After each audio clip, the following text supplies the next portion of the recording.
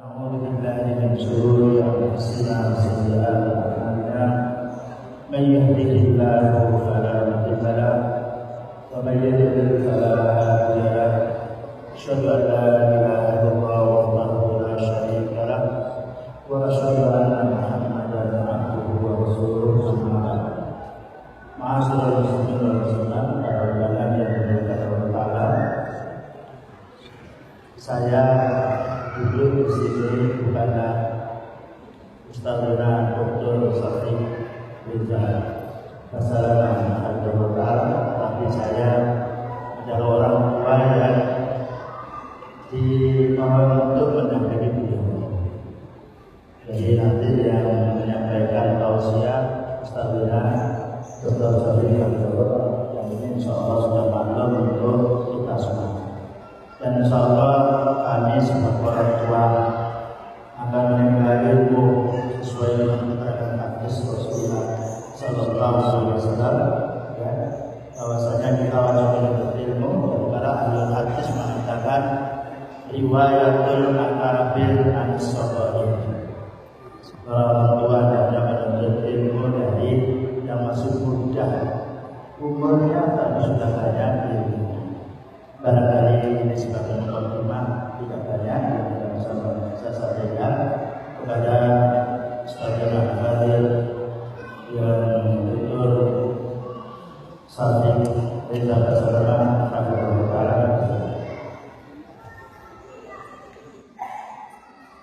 yang saya hormati para alim ulama, para ustadz, khususnya Ustazuna Ustaz Aun dan Ustaz Mubarak bin Muallim serta seluruh asatidah yang ada di sini. Yang saya hormati para keluarga ashabul hajah, baik dari keluarga mempelai lelaki ataupun dari mempelai perempuan, dan yang saya hormati serta saya sayangi semua yang hadir di tempat ini. Assalamualaikum warahmatullahi wabarakatuh. Alhamdulillah alladzi khalaqa fasawwa. Segala puji bagi Allah Jalla Jalaluhu. Dia yang menciptakan dan Dia yang menyempurnakan ciptaannya. Kita bisa hadir di tempat ini dengan wujud dan rupa seperti ini, itu dikarenakan Allah yang menciptakan kita. Maka tiada yang pantas untuk dipuja, tiada yang layak untuk disanjung kecuali hanya Dia semata. Allahumma salli wa sallim wa zid wa barik wa an'im ala habibikal mustafa wa nabiyyikal mujtaba nabiyyina wa sayyidina Muhammad. Ya Allah, semoga salawatmu, semoga salam, berkah dan nikmatmu senantiasa Kau curahkan untuk hamba kekasih-Mu, untuk baginda Nabi kita Muhammad alaihi salatu wassalam, untuk keluarga beliau, untuk istri-istri beliau, untuk putra-putri beliau, dan untuk seluruh sahabat Nabi radhiyallahu taala anhum ajma'in. Amma ba'd. Saya ini grogi mau ceramah sini. Soalnya didampingin sama Ustadz Aun. Kalau beliau ngomong ini belajarnya yang besar kepada yang kecil, salah sebenarnya. Ini perhatian yang besar kepada yang kecil supaya nggak salah. Jadi kita kalau ngomong ada beliau kan enak, kalau salah, nah salah gitu kan. Harapannya saya seperti itu, dengan adanya ustadz-ustadz di sini, mudah-mudahan bisa meluruskan saya ngomong. Terus terang saya sampai hilang semua apa yang mau disampaikan. Saya berusaha menyusun kembali. Tapi sebelumnya ana izin minum dulu saja.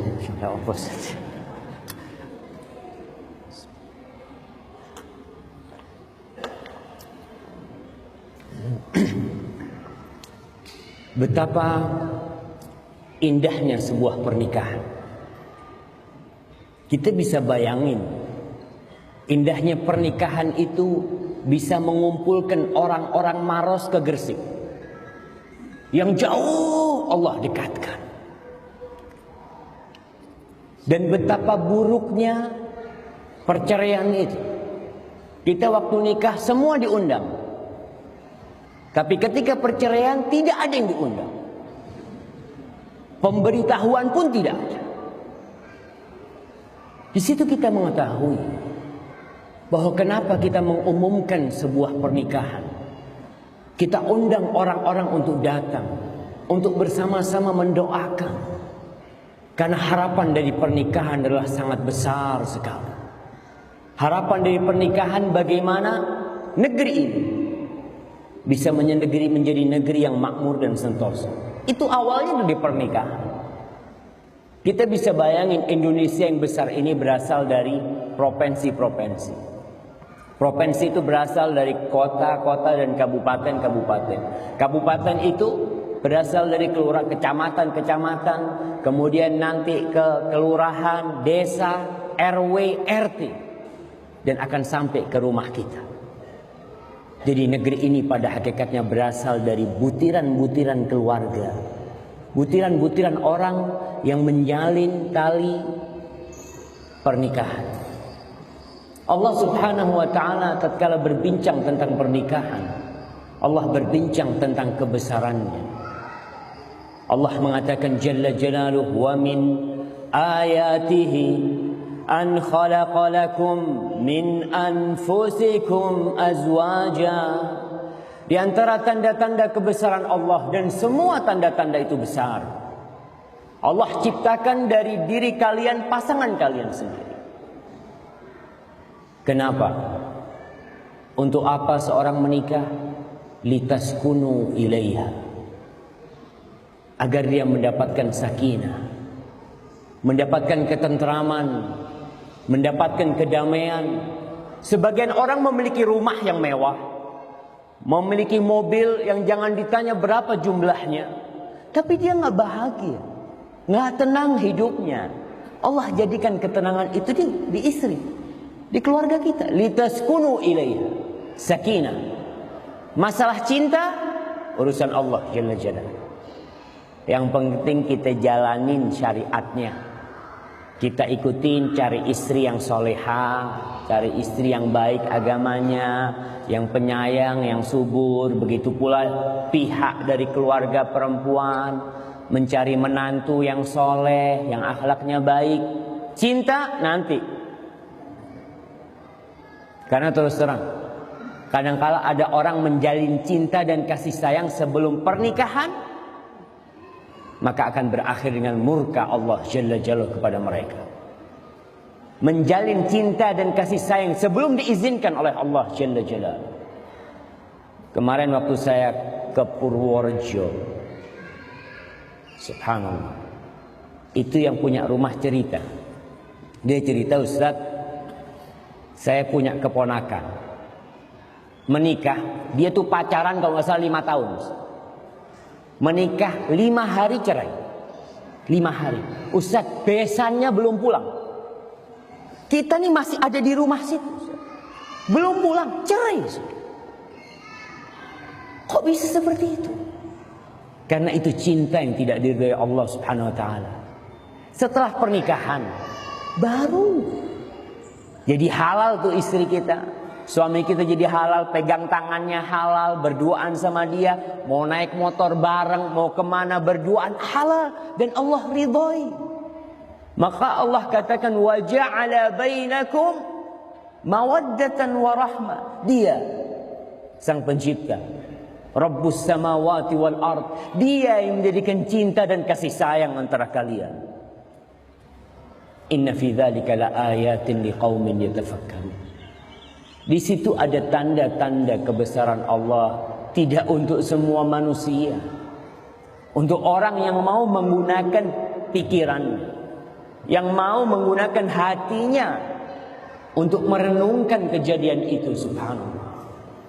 Ma'asyiral ikhwah rahimakumullah, khususnya mempelai lelaki Novaldi, ya, masya Allah, barakallahu laka wa baraka alaika wa jama'a bainakuma fi khair. Dan mempelai wanita yang bernama Dewi Siti siapa? Lestari, masya Allah. Mudah-mudahan keduanya ini mendapatkan rahmat dari Allah Subhanahu wa taala. Nasihat ini bukan hanya untuk keduanya, tapi untuk yang menyampaikan dan untuk semua yang sudah menikah. Karena banyak dari rumah tangga yang sudah kosong dari cinta dan kasih sayang. Banyak rumah tangga yang sudah sampai ke titik pertahanan terakhir. Banyak suami istri ini udah mau pisah, cuma gara-gara anak nggak bisa. Dia mengatakan, ya Allah Ustaz, kalau bukan anak udah anak tinggalin tuh istri anak. Si istri pun sama bilang, kalau bukan karena anak udah anak jauhin tuh suami kayak gitu. Itu banyak terjadi. Terus apa artinya rumah tangga yang seperti itu? Tatkala kita tidur satu rumah, kita berada di bawah satu atap, tapi yang ada hati yang saling bermusuhan. Berarti ada yang salah di dalam pernikahan kita. Ada yang kurang tepat ketika kita menjalani kehidupan rumah tangga. Untuk para suami ingat, istri kita itu bukan bidadari. Kadangkala ketika kita mau menikah dengan seorang wanita, bayangan kita nih semua yang indah-indah dari pernikahan. Tapi tatkala menikah, ternyata dia ketahui istrinya nggak bisa masak, istrinya kurang bisa bersolek, istrinya kurang bisa merapikan rumah, istrinya kurang bisa ngurusin anak. Dia akan mendapati kekurangan-kekurangan istrinya. Tapi apa kata Allah Jalla Jalaluhu kepada para lelaki ini, yang dia senantiasa mengaku lebih baik daripada wanita? Iya, Allah Jalla Jalaluhu mengatakan kepada kita semuanya, wa'ashiruhunna bil ma'ruf.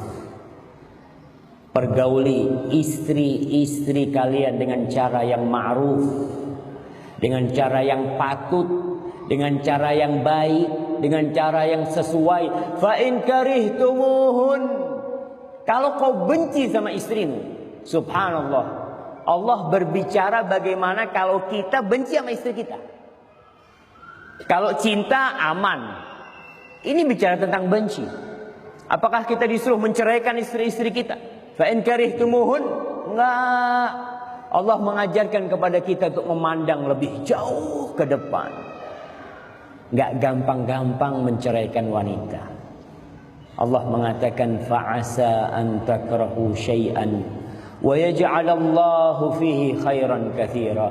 Bisa jadi yang kalian benci itu ternyata di balik itu Allah menjadikan kebaikan yang banyak sekali. Maka kekurangan istri kita jangan dipandang kekurangan. Dia tuh banyak kekurangan, sebagaimana kita banyak kekurangan kita. Rasul sallallahu alaihi wasallam mengatakan la yafraq mu'minun mu'mina. Enggak boleh itu seorang lelaki membenci kebangetan kepada istrinya yang beriman. Sama-sama mukminah nih, enggak boleh saling benci. Apa kata Rasul sallallahu alaihi wasallam? In kariha minha khuluqan radiya minha akhar. Kalau ada perilaku istrinya yang tidak dia sukai, pasti ada. Karena dia manusia. Kita ini manusia yang punya kekurangan. Kita berusaha untuk sempurna, tapi udah kita kurang memang diciptakan. Wa khuliqal insanu dha'ifa. Manusia diciptakan lemah. Kalau ada perilaku dari istrinya yang tidak dia sukai, Rasul sallallahu alaihi wasallam menyuruh kita memandang kepada sisi positif dia. Bukankah ada kebaikan-kebaikan dia?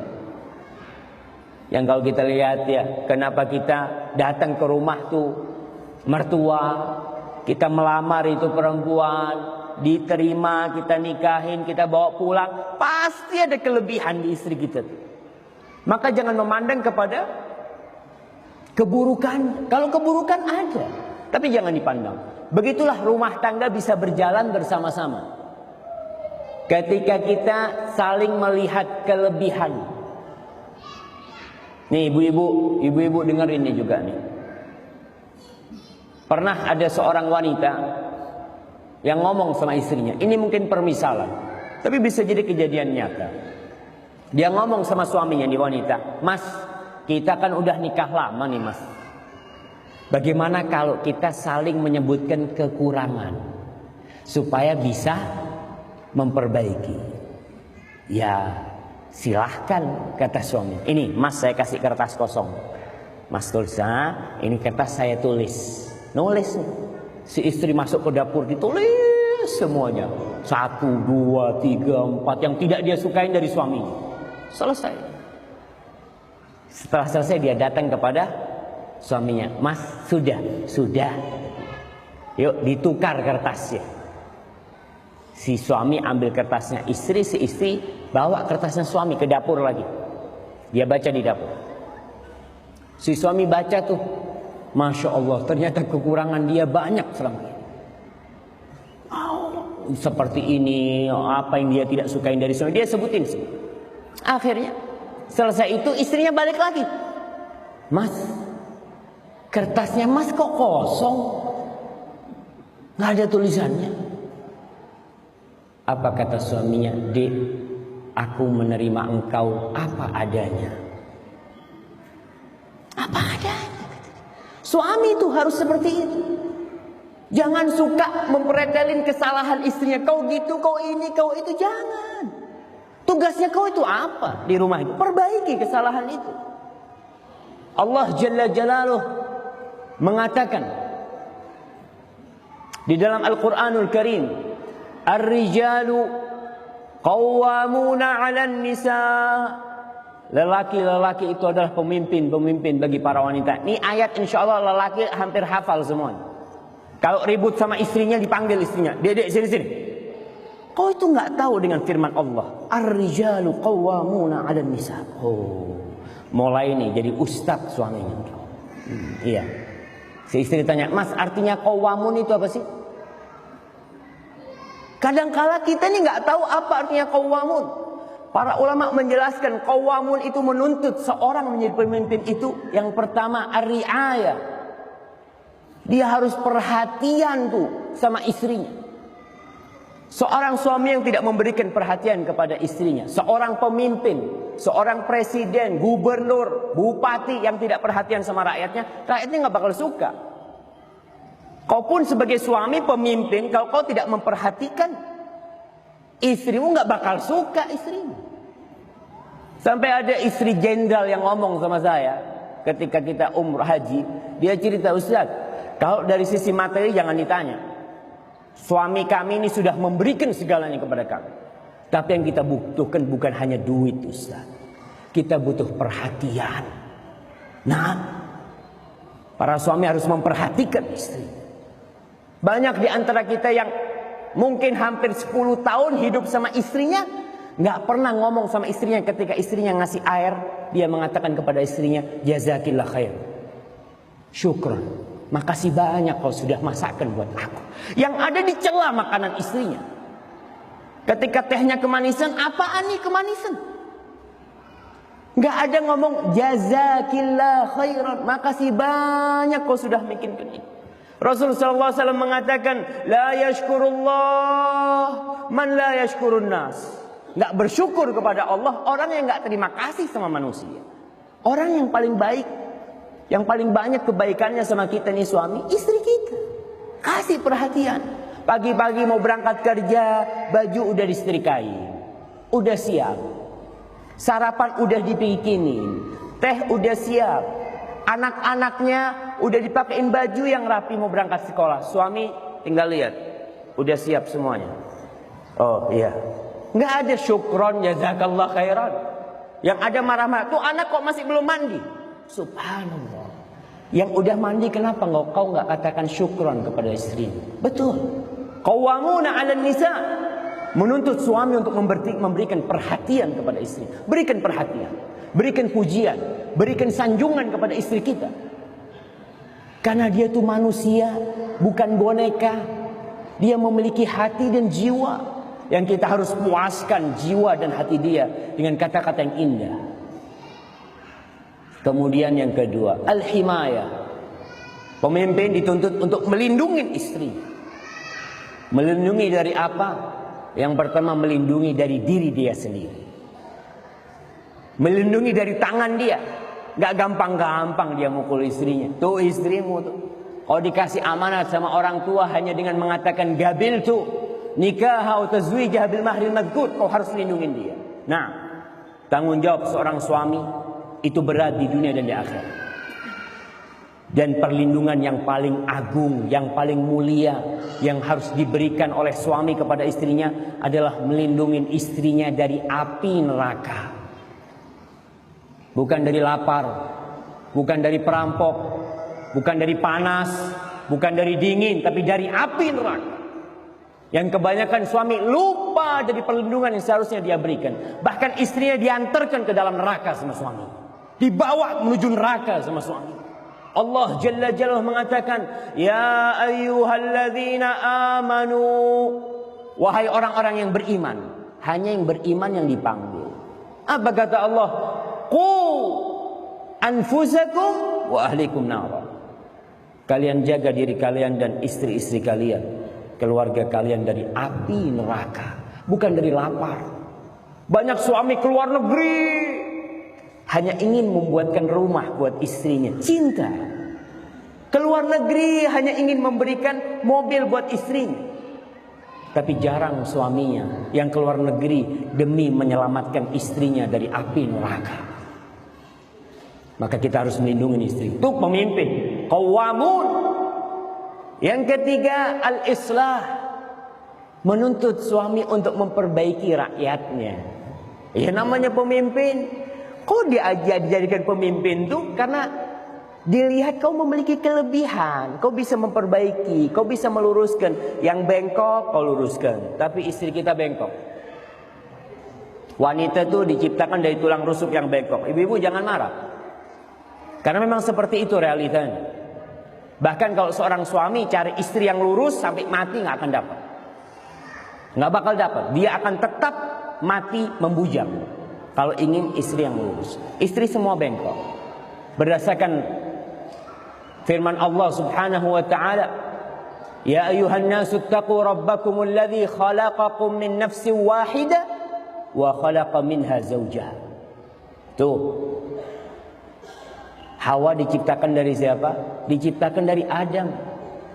Dan Rasul sallallahu alaihi wasallam mengatakan khuliqatil mar'a min dila. Perempuan itu diciptakan dari tulang rusuk. Tulang rusuknya Adam alaihissalam bengkok. Bagaimana cara memperbaikinya? Kata Rasul sallallahu alaihi wasallam, "Idza dhahabta tuqimuha kasartaha." Kalau kau mau luruskan tuh yang bengkok, patah. Kalau kau biarkan, dia akan tetap bengkok. Terus gimana? Fastamti' wa fihinna al-iwaj. Ya sudah, kau tetap bersenang-senang dengan istrimu, tapi kau harus tahu, dia tuh ada bengkoknya. Jadi kalau kadang-kala perempuan tuh gampang marah, gampang sakit hati, perempuan itu pencemburu, perempuan itu suka sama perhiasan, itulah wanita. Jadi seorang suami harus sadar, dia perbaiki kesalahan-kesalahan istrinya dengan cara bersabar menghadapinya. Kenapa lelaki dijadikan pemimpin? Allah Subhanahu wa taala mengatakan bima faddalallahu ba'dahum 'ala ba'din wa bima anfaqu min amwalihim. Karena dua. Kita ini lelaki ini dijadikan pemimpin karena dua hal. Karena Allah memberikan kelebihan kepada kita. Kita bisa memimpin. Hak cerai ada di tangan siapa? Hak cerai di tangan siapa jemaah? Tangan suami, tangan lelaki. Allah berikan itu karena Allah tahu dengan ciptaan lelaki ini. Kalau diberikan kepada perempuan hak cerai itu, insya Allah nggak ada yang punya istri. Itu perempuan sedikit sakit hati, umpamanya dia punya hak cerai, biasanya dia kan kalau sakit hati sama suaminya nangis gitu kan. Ketika istri punya hak cerai, hak menceraikan ya, perempuan bisa gugat cerai. Ya, tapi hak menceraikan itu ada di tangan suami. Kalau istri bisa, dia sakit hati sama suaminya, "Mas, sudah mas kau pulang ke rumah orang tuamu. Aku sudah menceraikan engkau." Masya Allah. Sedikit sakit hati menceraikan. Suami berpikir panjang, nggak gampang-gampang dia menceraikan. Itu suami yang beneran. Allah kasih kelebihan kepada lelaki. Wa bima anfaqu min amwalihim. Dan Allah kasih hak memimpin kepada suami karena suami punya kewajiban memberikan nafkah. Ibu-ibu, Ibu-ibu dengerin. Ibu-ibu itu tidak punya kewajiban 1% pun untuk cari nafkah. Nggak punya. Wah Ustaz, ini termasuk diskriminasi kata dia. Masa perempuan nggak boleh kerja? Bukan nggak boleh kerja. Kita katakan kewajiban memberikan nafkah di dalam Islam itu 100% kewajiban suami. Mungkin kita berpikir enak banget suami seperti itu. Enggak, yang enak ibu-ibu. Yang enak itu ibu-ibu sebenarnya. Tapi sebagian wanita ini udah rusak nih. Udah rusak pemikirannya. Ia terpengaruh dengan budaya barat. Di mana di barat itu? Ana cerita. Ada seorang syekh dari Saudi sana berangkat ke tempat air terjun yang besar tuh, Niagara. Di Amerika sana ada air terjun yang besar. Dia nonton itu. Dia kepingin tahu melihat kebesaran Allah dengan pakaian gamisnya, dengan surbannya. Ya banyak yang nonton orang-orang barat, perempuan-perempuan, cewek-cewek di sana. Dilihat nih ada yang paling aneh nih pakaiannya. Sama cewek-cewek barat yang pakaiannya mini-mini dipanggil tuh, "You come here." Kata saya, "Hah? Iya." Tanya, "Ente dari mana?" kata. "Dari Arab sana." "Iya, dari negeri Islam," kata dia. Masya Allah. Apa kata perempuan-perempuan itu? Kita dengar kalau perempuan-perempuan di sana itu dizolimin. Nggak boleh keluar rumah, nggak boleh kerja, kata dia. Oh, kata Syekh ini, ente salah informasi. Loh, kok bisa salah informasi? Ente salah dapat informasi. Perempuan-perempuan di tempat kita tuh, mereka adalah ratu-ratu permaisuri kita. Kita ini budaknya mereka. Lelaki di sana itu budaknya perempuan. Kita tuh kerja dari pagi sampai sore. Untuk siapa? Untuk dia. Kita dapat duit, kita bangun rumah buat dia. Kita kerja, bisa beli mobil buat siapa? Buat dia. Buat anak dia. Kita di situ budaknya para perempuan. Kata dia, benar kata dia. Iya. Apa kata orang barat itu? Kata orang Amerika itu, kalau ada di sini nih, kalau ada di negeri ini lelaki yang seperti itu, aku cium kakinya. Karena di barat itu perempuan disuruh kerja juga untuk membiayai kehidupannya. Seakan-akan hidupnya masing-masing. Si istri mau beli HP, ya kok kerja, cari. Kalau dalam Islam istrinya, "Mas, saya kepingin HP, mas. Mas kan punya duit." Siapa yang membelikan? Suaminya. Tapi di barat istrinya kepingin mobil, ya kau cari kerja sana, dapat duit, beli mobil. Subhanallah. Tapi ini dipandang oleh sebagian wanita kemunduran. Bukan, itu kemuliaan. Di mana-mana wanita itu hanya menjadi objek dan bukan subjek. Dijual kebanyakan wanita. Ketika harus bekerja di depan jalan, di toko, mamanya, "Ustaz, jadi wanita nggak bekerja?" Wanita itu wajib bekerja. Wanita itu ingat, wanita itu wajib bekerja. Saya mau tanya, ibu kita yang di rumah sebagai ibu rumah tangga, bekerja apa nggak bekerja? Apa ibu kita tuh duduk-duduk di rumah dari pagi sampai sore? Nggak bakal jadi orang kita nih. Kalau ibu kita nggak kerja di rumah, kerja dia di rumah.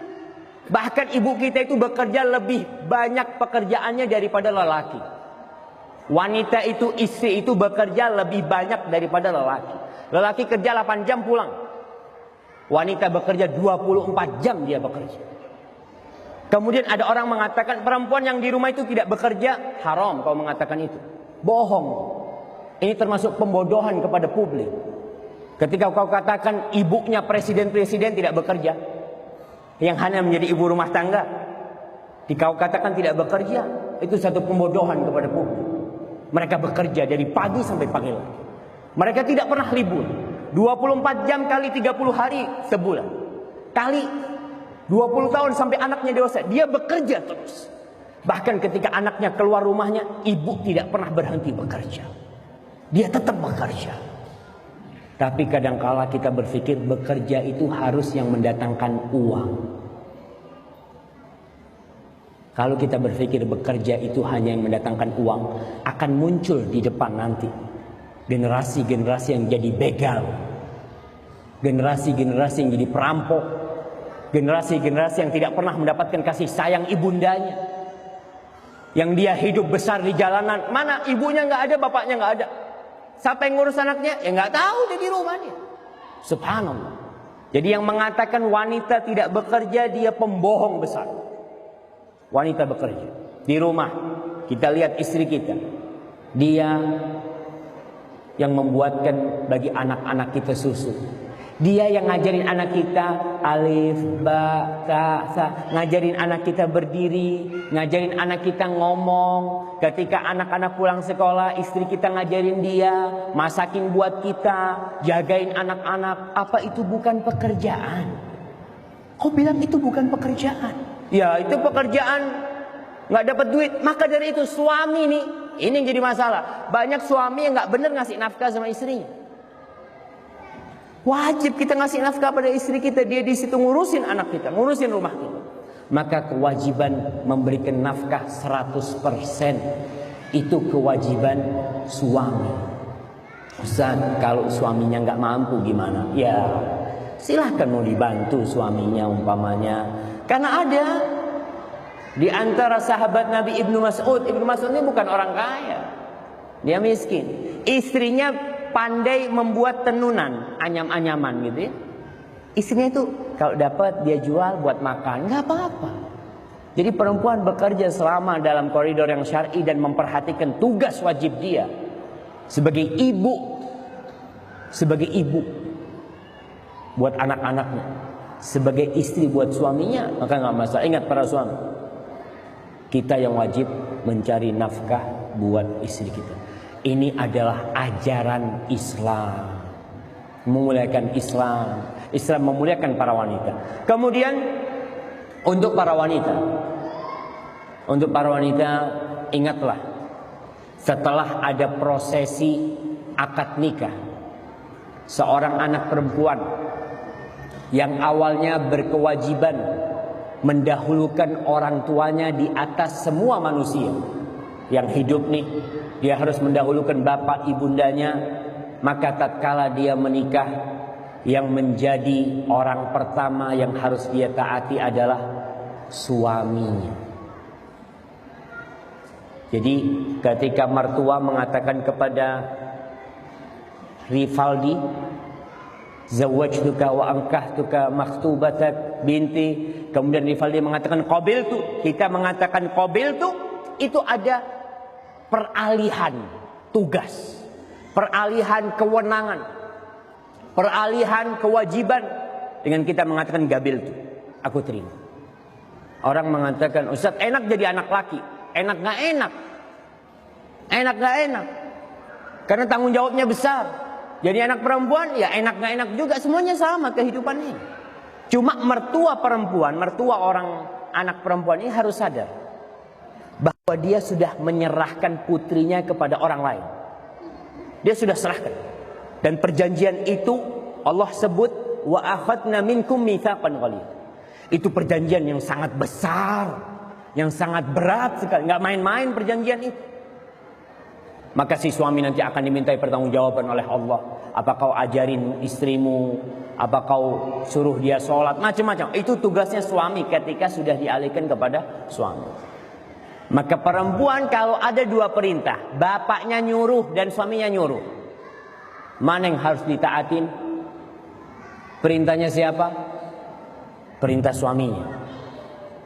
Ketika bapaknya marah, nak, kau sejak menikah kau nggak nurut sama aku? Loh, bapak kan sudah nyerahkan aku sama dia. Bapak yang nyerahkan, betul. Bapak mengatakan zawwajtu, aku mau serahkan kau. Maka seorang mertua harus sadar bahwasanya dia telah menyerahkan anaknya kepada dia. Maka jangan main-main menyerahkan putri kita kepada sembarang orang, jangan. Hasan al-Basri ketika ditanya, ada seorang yang mau menikahkan putrinya. Kata Hasan al-Basri mengatakan kepada dia, la tuzawwij ibnataka illa min taqi. Jangan kau kawinkan putrimu kecuali kepada orang yang bertakwa. Kenapa? Kok kita disuruh mencari menantu yang bertakwa? Kata Hasan al-Basri, in ahabbaha akramaha wa in karihaha lam yadhlimha. Kata Hasan al-Basri, orang yang bertakwa itu kalau cinta sama istrinya, istrinya akan dihormati. Kalau dia nggak suka sama istrinya, istrinya tidak akan dizalimi. Walaupun dia nggak suka sama istrinya, dia ingat dengan hadis Rasul sallallahu alaihi wasallam, nggak boleh membenci, nggak boleh zalim, maka dia tidak akan menzalimi istri. Maka seorang wanita ketika bapaknya nyuruh, "Nak, kau ke rumah ya." Umpamanya nih, sekarang si suami mengatakan kepada istrinya, "Enggak, kau jangan keluar, aku butuh sama engkau." Siapa yang harus ditaatin? Ingat ibu-ibu, suami. Dan minta maaf sama bapak. "Pak, minta maaf pak, suamiku ada perlu, jadi aku nggak bisa keluar." Selesai. Kemudian seorang wanita ketika menikah harus sadar bahwa suami yang akan dia hadapin itu adalah orang yang tidak ada hubungan apa-apa sama dia sebelumnya. Yang suami tidak akan cinta seperti cinta orang tua kepada dia. Yang suami tidak akan menyayangi dia seperti penyayangan orang tua kepada dia. Beda nih orang lain nih. Kalau orang tua cintanya sampai kiamat tetap akan cinta sama anak-anaknya insya Allah. Tapi suami tidak. Maka ingat para wanita, apabila ada masalah di rumah, yang insya Allah semua rumah tangga itu mengalami masalah. Karena masalah di rumah tangga itu seperti garam. Kalau nggak ada, nggak enak. Kalau kebanyakan rusak. Tapi kalau garamnya pas, Masya Allah. Ada masalah sedikit, ribut sedikit, terus berbaikan, kayak kemanten baru lagi. Yang awalnya ribut-ribut, kemudian deket-deketan, Masya Allah. Permasalahan pasti ada. Ketika ada permasalahan, ibu-ibu, jangan gampang-gampang laporan ke orang tua. Suaminya mungkin ngomong agak kasar, telepon sama bapaknya, "Pak, suamiku kayak gini." Si bapaknya marah, "Mana suamimu? Aku mau ngomong." Salah nih bapaknya juga. Ngomong bapaknya, "Nak, itu suamimu nak, kau jaga, kau perbaiki suamimu." Insya Allah lelaki ini jamaah, walaupun dia gagah perkasa, tapi bisa tunduk sama perempuan. Kalau perempuan itu pinter ngopeni suaminya. Kita lihat singa. Singa itu binatang buas. Tapi kok bisa singa itu dipanggil gini? Datang. Singa aja mah duduk sama kita. Karena kita bisa ngopeni itu singa. Jadi ibu-ibu kalau punya suami yang kasar, ya diopeni kayak ngopeni singa. Insya Allah suaminya yang kasar itu bisa diluruskan. Kalau tidak, akan cepat terjadi perceraian. Setiap kali ada masalah, anak telepon sama orang tuanya, orang tua itu nggak tahan. Anaknya dizolimin itu nggak tahan orang tua. Bahkan dia akan ngomong, "Sudah, bapak besok ke sana." Waduh, besok ke sana si suaminya, "Kau itu aku kasih anak bukan untuk dimarah-marahin ya. Kok kasih anak tuh supaya dirawat, disayangin, dicintain." Nggak tahu kalau di situ ada masalah, itu wajar di rumah tangga, itu wajar, lumrah. Aneh kalau rumah tangga nggak ada masalah. Kalau satu rumah tangga nggak ada masalah, antum cepat telepon polisi, mungkin sudah mati keduanya. Karena rumah itu sepi, nggak ada orang keluar apa, ada masalah jemaah. Seorang syekh di Jeddah dia cerita, nih ini pelajaran buat para wanita. Bagaimana dia harus kuat, tabah menghadapi permasalahan rumah tangga. Kebanyakan wanita itu dipersiapkan diri untuk menghadapi urusan dunia, tapi tidak dipersiapkan diri untuk menghadapi suaminya, menghadapi anak-anaknya. Anak-anaknya bandel sedikit sudah gak kuat. Suaminya ngomongnya kasar sedikit udah mau pergi. Seorang syekh cerita, di kota Jeddah sana ada seorang lelaki yang lagi ribut di rumah sama istrinya. Lagi ribut, panas nih. Sampai si suami angkat tangan menampar istrinya. Ingat, orang yang pernah menampar wajah istrinya, taubat sama Allah Subhanahu wa ta'ala.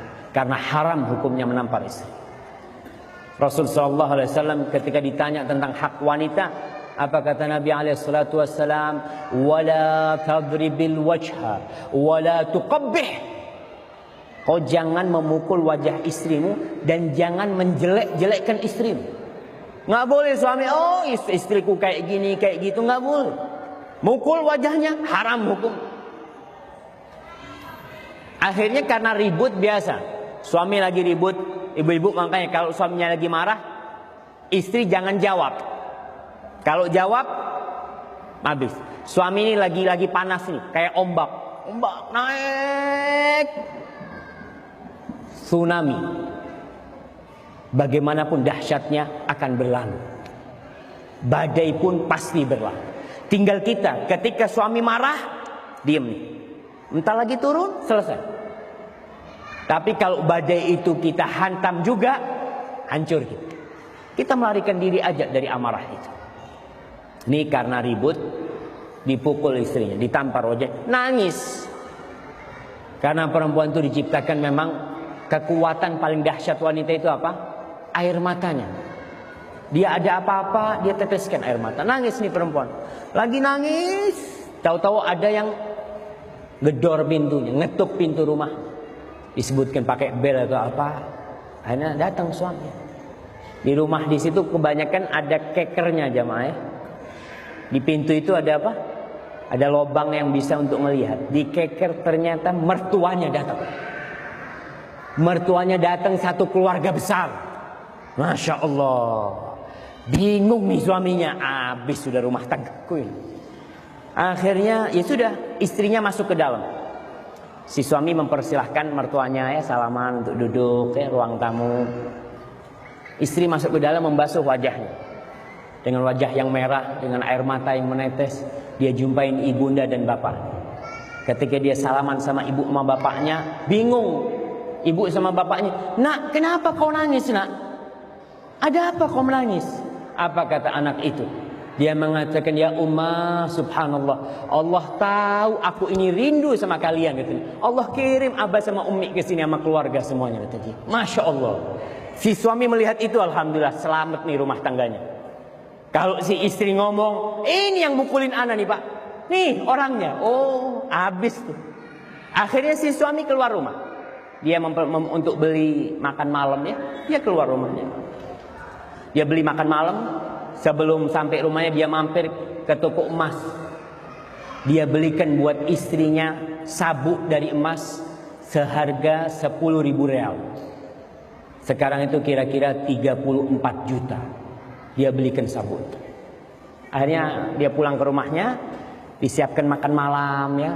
Udah mereka bersenda gurau makan malam sama mertuanya. Selesai itu pulang mereka. Nggak ada masalah. Mereka pulang. Suaminya mendatangin istrinya. Minta maaf kepada istrinya. Dia katakan, "Wahai istriku, aku minta maaf atas apa yang kulakukan kepadamu. Ini ada hadiah buat engkau," kata dia. "Nggak seberapa hadiah ini." Apa kata suaminya mengatakan kepada istrinya? "Anti tastahiqina ruhi."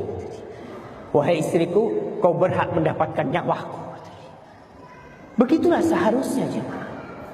Ketika ada masalah, istri tetap kunci. Jangan sampai masalah itu keluar lewat jendela. Jangan sampai masalah itu keluar lewat pintu. Dia yang tahu dengan suaminya. Dan dia insya Allah yang bisa menyelesaikan masalah di rumah tangga.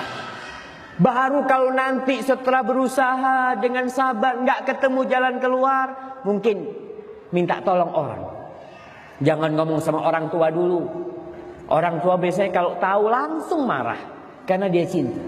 Dan istri yang tidak gampang-gampang memberitahukan masalahnya kepada orang tuanya adalah anak yang berbakti kepada orang tuanya. Kenapa dia tidak laporan kepada orang tuanya? Dia mengatakan, cukup bapak ibu anak membesarkan anak. Cukup abah sama umi anak menyekolahkan anak, mengeluarkan uangnya untuk anak. Masa sekarang anak udah kawin, anak kasih masalah lagi mereka?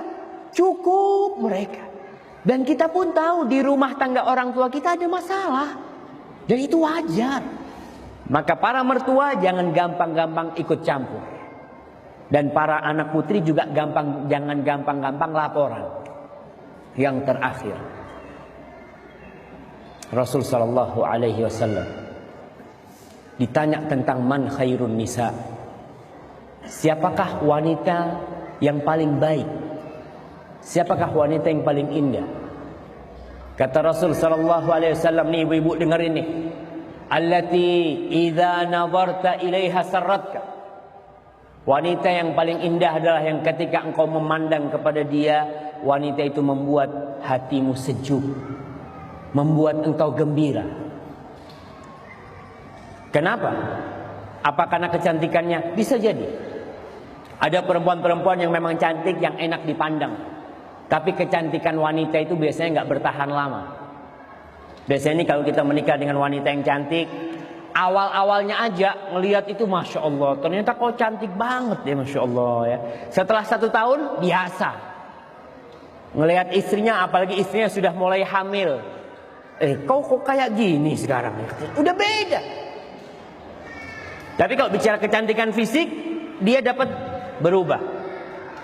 Dengan cara berlalunya tahun, yang awalnya menyenangkan hati, akhirnya tidak menyenangkan hati. Para ulama yang kedua, pendapat kedua menyatakan bahwasanya yang disebut menyenangkan hati adalah wanita yang bisa mengambil hati suaminya dengan bersolek ya. Ketika suaminya datang ke rumahnya, siapa yang bukain pintu? Istrinya dibukain. Assalamualaikum, waalaikumsalam. Masya Allah, istrinya dengan dandanannya ya, dengan parfumnya. Suami ngelihat, Masya Allah, lupa dengan semua yang di luar itu dia. Dia ngelihat istrinya. Tapi kadang-kala ada laki masuk rumahnya, Assalamualaikum, Assalamualaikum. Mana nih bininya? Ternyata di dapur lagi motongin bawang. Motongin bawang. Udah datang kau, kata dia, sama pisaunya gitu. Ini istri nih. Mungkin suaminya ingin dipotongin sama pisau itu. Jangan taruh tuh. Ketika lagi goreng-goreng, suaminya datang, matikan tuh apinya. Datengin suaminya, Bang afwan bang, anak tadi lagi masak nggak kedengeran. Bukan dengar, bang udah datang ya. Suaminya mau digoreng sama dia. Jangan tinggalin. Pakaiannya kalau suami datang siap-siap. Ibu-ibu udah tahu, suaminya pulang nih jam berapa. Oh jam sekian, udah jam segitu rumah udah selesai dengan pakaian yang rapi, bukain pintu. Jangan sampai yang membukakan pintu itu pembantu. Jangan sampai. Kadang-kala suami ini di luar ya, lagi ada masalah. Kan kata Rasulullah SAW, kalau lelaki itu melihat sesuatu yang membangkitkan syahwatnya, suruh kemana sama Nabi? Suruh pulang ke rumahnya. Irji ilaiha, kau jumpain istrimu. Yang ada di perempuan itu sama yang ada di istrimu sama. Gimana kalau suami datang ke rumah ya, buka pintu, ternyata pembantu yang ada. Ibu kemana? Nggak tahu ibu kemana. Waduh, itu istri-istri yang berbahaya seperti itu. Maka tolong, ketika suami datang, istri sudah di rumah. Kalau ingin rumah tangganya berbahagia, kalau ingin anak-anak kita menjadi orang-orang yang soleh. Kemudian kata Rasul sallallahu alaihi wasallam, wa idza amartaha ata'atka. Kalau disuruh istri itu taat sama suami. Jangan bantah sama suami. Suaminya ngomong umpamanya, "Dek, bikinin teh ya." Enggak perlu istri bertanya, "Mas, sunnah apa wajib?" Ente sunnah apa wajib, kata dia. Lakukan sudah. Perintahnya suami itu lakukan kalau mampu.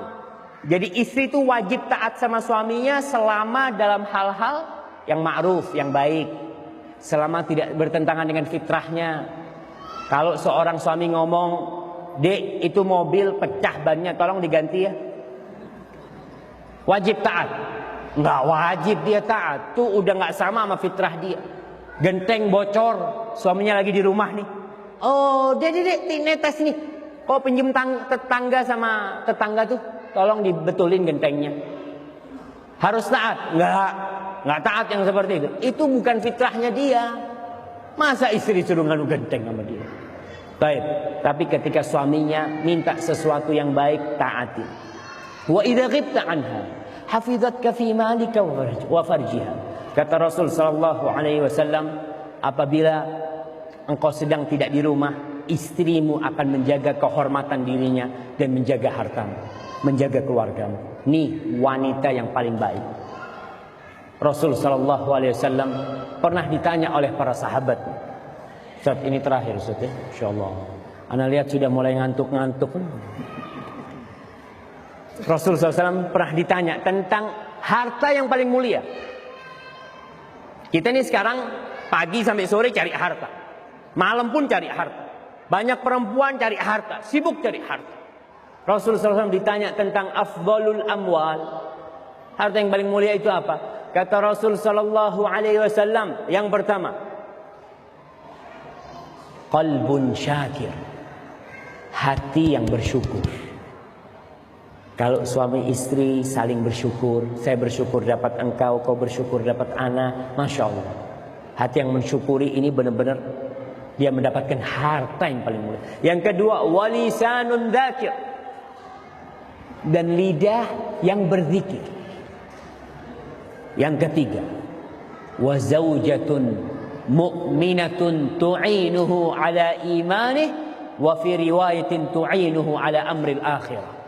Kata Rasulullah SAW, yang ketiga ini istri yang beriman, yang membantu suaminya dalam urusan akhirat, yang membantu suaminya untuk beriman, bukan membantu suaminya beli mobil, bukan membantu suaminya bikin rumah. Karena semua yang ada di muka bumi ini akan hancur dan sirna. Semua.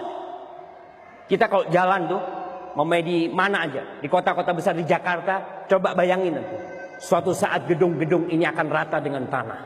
Suatu saat mobil-mobil yang berjejeran itu akan hancur, lebur, menjadi debu. Harta-harta yang ditumpuk, bank-bank yang penuh dengan uang akan hancur dengan tanah. Di situ kita akan tahu bahwa dunia ini tidak ada artinya. Maka carilah istri, ibu-ibu, jadilah istri yang membantu suaminya untuk urusan akhirat. Tapi yang gimana ya, Allah mengingatkan kita, bal tu'thirunal hayatad dunya wal akhiratu khairu wa afdal. Kalian ini lebih mementingkan kehidupan dunia. Padahal yakin mbah kita sudah mati, mbah-mbah kita sudah mati, presiden pertama kita mati, kedua mati, orang-orang kaya semuanya mati. Kita masih belum tergerak untuk mencari akhirat kita.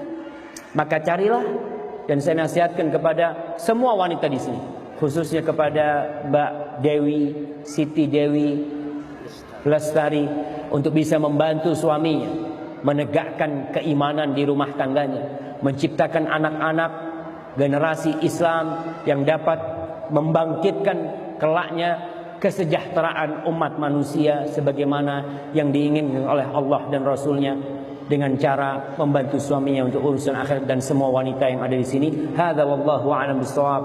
Apabila benar yang saya sampaikan itu dari Allah Subhanahu wa taala, kalau ada yang salah dan kurang berkenan itu dari diri saya sendiri. Dan saya berterima kasih banyak kepada semua yang hadir di sini, khususnya sahibul hajah, Bapak Nasri dan Besan semuanya, dan kepada ustaz-ustaz yang ada di sini. Wassallallahu ala nabiyyina Muhammadin wa ala alihi wa sahbihi wasallam. Jazakumullah.